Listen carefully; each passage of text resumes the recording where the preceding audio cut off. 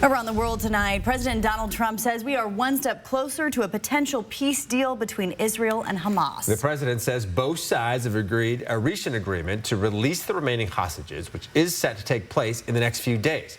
But many questions still remain. ABC's Marcus Moore explains what the next few phases of peace talks could look like. Israeli Prime Minister Benjamin Netanyahu convening his cabinet, voting on a ceasefire plan with Hamas. The deal is expected to pass. President Trump today calling the deal, quote, a momentous breakthrough. We ended the war in Gaza and really, on a much bigger basis, created peace.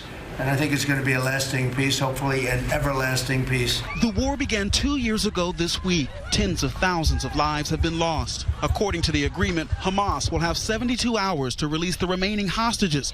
There are 20 believed to still be alive. Another 28 are deceased. In return, nearly 2,000 Palestinian prisoners are believed to be under discussion for release. Additionally, Israel will withdraw some of its troops to, quote, an agreed-upon line. Celebrations in Israel as people learn that hostages will be released and relief in Gaza as well.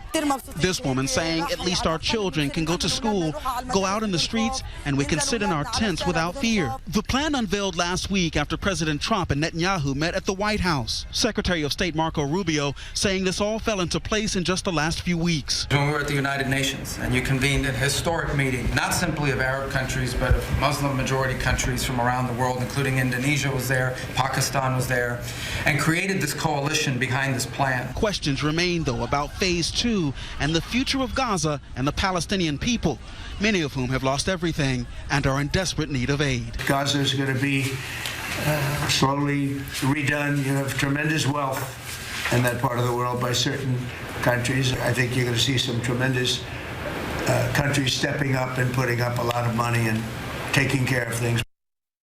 President Trump says he's likely going to travel to Israel in the coming days. Prime Minister Netanyahu has invited him to address the Israeli government. Marcus Moore, ABC News, Tel Aviv.